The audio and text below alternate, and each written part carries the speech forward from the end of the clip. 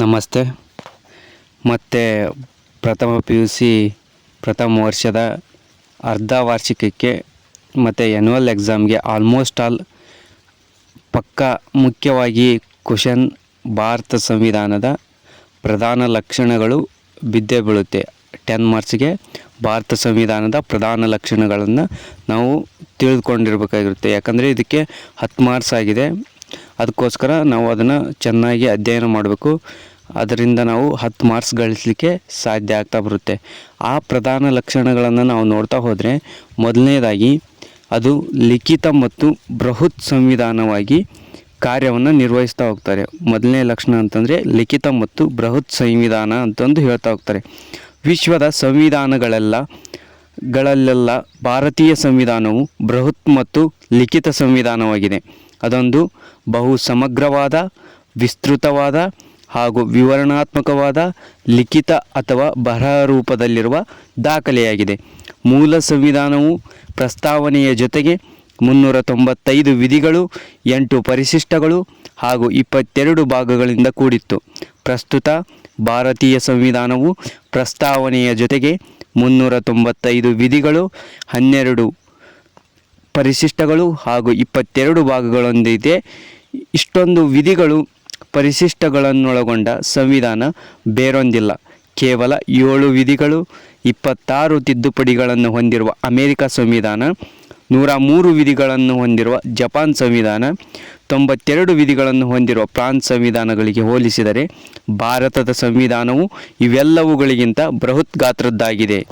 ಇನ್ನು ಎರಡನೇ ಪ್ರಧಾನ ಲಕ್ಷಣಗಳನ್ನು ನಾವು ನೋಡ್ತಾ ಹೋದಾಗ, ಅದು ಪ್ರಸ್ತಾವನೆ ಅಥವಾ ಪೂರ್ವ ಪೀಠಿಕೆಯನ್ನು ನಮ್ಮ ಭಾರತದ ಸಂವಿಧಾನ ಒಳಗೊಂಡಿದೆ ಅಂತ ಹೇಳ್ತಾ ಹೋಗ್ತಾರೆ. ಅಂದ್ರೆ ದ ಪ್ರಿಯಾಂಬಲ್ ಅಂದರೆ ಸಂವಿಧಾನದಲ್ಲಿ ಪೂರ್ವ ಪೀಠಿಕೆ ಅನ್ನುವಂಥದ್ದನ್ನು ಒಳಗೊಂಡಿದೆ.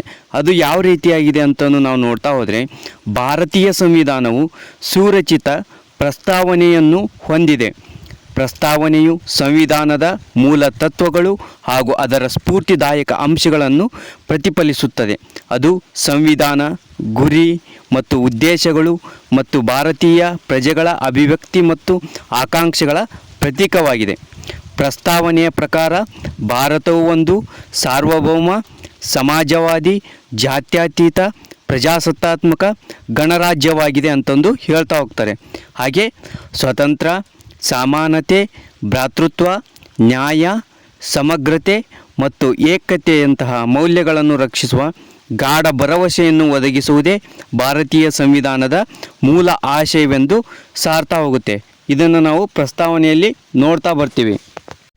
ಇನ್ನು ಭಾರತ ಸಂವಿಧಾನದ 3ನೇ ಲಕ್ಷಣವನ್ನು ನಾವು ನೋಡ್ತಾ ಹೋದಾಗ, ಅದರಲ್ಲಿ ಮೂಲಭೂತ ಹಕ್ಕುಗಳನ್ನು ಈ ಭಾರತ ಸಂವಿಧಾನ ಒಳಗೊಂಡಿದೆ. ಅಂದರೆ ಫಂಡಮೆಂಟಲ್ ರೈಟ್ಸ್ ಅಂತ ಕರಿತಾ ಹೋಗ್ತೀವಲ್ಲ, ಅದನ್ನು ಭಾರತ ಸಂವಿಧಾನವು ಒಳಗೊಂಡಿದೆ.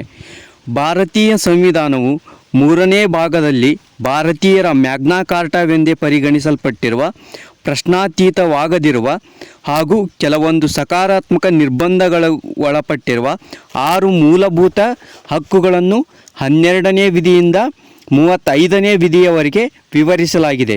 ಮೂಲಭೂತ ಹಕ್ಕುಗಳು ಭಾರತೀಯರಿಗೆ ಕಾನೂನಿನ ಮುಂದೆ ಸರ್ವರೂ ಸಮಾನರು ಎಂದು ಪರಿಗಣಿಸುವ, ತಾರತಮ್ಯ ನಿವಾರಣೆ ಮಾಡುವ, ಮಾತನಾಡುವ ಸ್ವಾತಂತ್ರ್ಯ, ಸಂಘ ಸಂಸ್ಥೆಗಳನ್ನು ಕಟ್ಟುವ ಸ್ವಾತಂತ್ರ್ಯ, ಆತ್ಮಸಾಕ್ಷಿಗೆ ಅನುಗುಣವಾಗಿ ಯಾವುದೇ ಧರ್ಮವನ್ನು ಅನುಸರಿಸುವ ಹಾಗೂ ಕಾನೂನು ಮಾನ್ಯ ಮಾಡಿರುವ ವೃತ್ತಿ ಮಾಡುವುದು ಮುಂತಾದವುಗಳ ಬಗ್ಗೆ ತನ್ನ ಬದ್ಧತೆಯನ್ನು ಒದಗಿಸ್ತಾ ಹೋಗ್ತದೆ. ಇವುಗಳನ್ನು ನಾವು 3ನೇ ಲಕ್ಷಣದಲ್ಲಿ ಕಾಣ್ತಾ ಬರ್ತೀವಿ. ಅಂದರೆ ಮೂಲಭೂತ ಹಕ್ಕುಗಳಲ್ಲಿ ನಾವು ಇವನ್ನ ಕಾಣ್ತಾ ಬರ್ತೀವಿ. ಇನ್ನು 4ನೇ ಲಕ್ಷಣವನ್ನು ನೋಡ್ತಾ ಹೋದಾಗ ನಾವು, ಅದು ಮೂಲಭೂತ ಕರ್ತವ್ಯಗಳನ್ನು ಒಳಗೊಂಡಿದೆ. Fundamental duties. ಸಂವಿಧಾನ ಜಾರಿಗೆ ಬಂದಾಗ ಮೂಲಭೂತ ಕರ್ತವ್ಯಗಳ ಬಗ್ಗೆ ಸಂವಿಧಾನದಲ್ಲಿ ಯಾವುದೇ ಪ್ರಸ್ತಾಪವಿರಲಿಲ್ಲ. 1976ರಲ್ಲಿ ಸಂವಿಧಾನಕ್ಕೆ ತಂದ 42ನೇ ತಿದ್ದುಪಡಿಯ ಅನ್ವಯ ಸಂವಿಧಾನವು 4A ಭಾಗದಲ್ಲಿ 11 ಮೂಲಭೂತ ಕರ್ತವ್ಯಗಳನ್ನು ನಮೂದಿಸುವುದರ ಮೂಲಕ ಭಾರತೀಯ ಪ್ರಜೆಗಳನ್ನು ಜವಾಬ್ದಾರಿಯುತ ಪ್ರಜೆಗಳನ್ನಾಗಿಸುವ ಪ್ರಯತ್ನ ಮಾಡ್ತಾ ಹೋಗಿದ್ದಾರೆ. ಅಂದರೆ ಮೂಲಭೂತ ಕರ್ತವ್ಯಗಳಲ್ಲಿ ಜವಾಬ್ದಾರಿಯುತ ಪ್ರಜೆಗಳನ್ನಾಗಿ ಮಾಡುವಂಥ ಮೂಲಭೂತ ಕರ್ತವ್ಯಗಳಲ್ಲಿ ಆ ಅಂಶಗಳನ್ನು ಸೇರಿಸ್ತಾ ಹೋಗ್ತಾರೆ. ಇನ್ನು 5ನೇ ಲಕ್ಷಣಗಳನ್ನು ನೋಡ್ತಾ ಬಂದಾಗ ನಾವು, ಇದು ಸಂಸದೀಯ ಮಾದರಿಯ ಸರ್ಕಾರವನ್ನು ಭಾರತ ಸಂವಿಧಾನ ಒಳಗೊಂಡಿದೆ. ಭಾರತೀಯ ಸಂವಿಧಾನವು ಕೇಂದ್ರ ಮತ್ತು ರಾಜ್ಯಗಳಲ್ಲಿ ಕ್ರಮವಾಗಿ ರಾಷ್ಟ್ರಪತಿ ಮತ್ತು ರಾಜ್ಯಪಾಲರು ಸಾಂವಿಧಾನಿಕ ಮುಖ್ಯಸ್ಥರನ್ನಾಗಿರುವ ಸರ್ಕಾರಿ ವ್ಯವಸ್ಥೆಗೆ ಅವಕಾಶ ಕಲ್ಪಿಸಿದೆ. ಹಾಗೆಯೇ ಕೇಂದ್ರ ಮತ್ತು ರಾಜ್ಯಗಳಲ್ಲಿನ ಸರ್ಕಾರಗಳಲ್ಲಿ ಕಾರ್ಯಾಂಗ ಶಾಸಕಾಂಗದಿಂದ ಸೃಷ್ಟಿಯಾಗಿ ಅದಕ್ಕೆ ಜವಾಬ್ದಾರಿಯನ್ನು ಒದಗಿಸುತ್ತಾ ಕಾರ್ಯನಿರ್ವಹಿಸುವ ವ್ಯವಸ್ಥೆಯನ್ನು ಮಾಡಲಾಗಿದೆ. ಈ ರೀತಿಯಾಗಿ ಸಂಸದೀಯ ಮಾದರಿ ಸರ್ಕಾರನ ಒಳಗೊಂಡಂಥ ನಮ್ಮ ಸಂವಿಧಾನ ಕಾರ್ಯವನ್ನು ನಿರ್ವಹಿಸ್ತಾ ಇದೆ. ಇನ್ನು 6ನೇ ಪ್ರಧಾನ ಲಕ್ಷಣಗಳನ್ನು ನೋಡ್ತಾ ಬಂದಾಗ ನಾವು ಅದು ಸಂಯುಕ್ತತೆಯ ಜೊತೆಗೆ ಏಕಾತ್ಮಕತೆಯನ್ನು ಹೊಂದಿದೆ. ಅಂದರೆ ನಮ್ಮ ಸಂವಿಧಾನವು ಸಂಯುಕ್ತತೆಯ ಜೊತೆಗೆ ಏಕಾತ್ಮಕತೆ ವ್ಯವಸ್ಥೆ ಸರ್ಕಾರಿ ವ್ಯವಸ್ಥೆಯ ಪದ್ಧತಿಯನ್ನು ಒಳಗೊಂಡಿದೆ.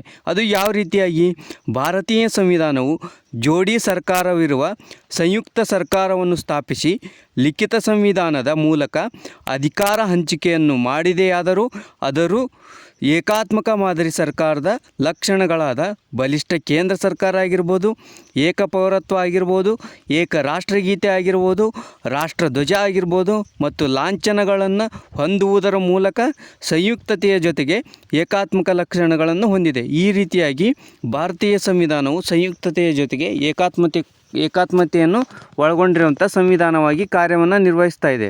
ಇನ್ನು 7ನೇ ಲಕ್ಷಣವನ್ನು ನಾವು ನೋಡ್ತಾ ಬಂದಾಗ ಅದು ರಾಜ್ಯ ನೀತಿ ನಿರ್ದೇಶಕ ತತ್ವಗಳನ್ನು ಒಳಗೊಂಡಿದೆ. ಅಂದರೆ ಸಂವಿಧಾನವು ರಾಜ್ಯ ನೀತಿ ನಿರ್ದೇಶಕ ತತ್ವಗಳನ್ನು ಒಳಗೊಂಡಂಥ ಸಂವಿಧಾನವಾಗಿದೆ ಭಾರತ ಸಂವಿಧಾನ ಅನ್ನುವಂಥದ್ದು.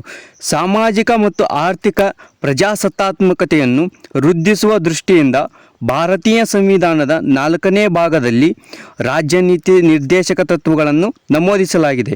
ಅವುಗಳನ್ನು ನಾವು ಸಮಾಜವಾದಿ ತತ್ವಗಳು ಅಂತಂದು ನೋಡ್ಬೋದು, ಉದಾರವಾದಿ ತತ್ವಗಳು ಅಂತಂದು ನೋಡ್ಬೋದು, ಹಾಗೆ 3ನೇದಾಗಿ ಗಾಂಧಿ ತತ್ವಗಳೆಂದು 3 ರೀತಿಯ ಭಾಗಗಳನ್ನಾಗಿ ವರ್ಗೀಕರಿಸುವುದನ್ನು ನಾವು ನೋಡ್ಬೋದು. ರಾಜ್ಯ ನೀತಿ ನಿರ್ದೇಶಕ ತತ್ವಗಳನ್ನು, ಇವು ರಾಜ್ಯ ನೀತಿ ನಿರ್ದೇಶಕ ತತ್ವಗಳು ರಾಜ್ಯಕ್ಕೆ ನಿರ್ದೇಶನವನ್ನು ನೀಡ್ತಾ ಹೋಗ್ತವೆ. ಅವುಗಳನ್ನು ನಾವು ರಾಜ್ಯ ನೀತಿ ನಿರ್ದೇಶಕ ತತ್ವಗಳು ಅಂತ ಕರಿತಾ ಹೋಗ್ತೇವೆ.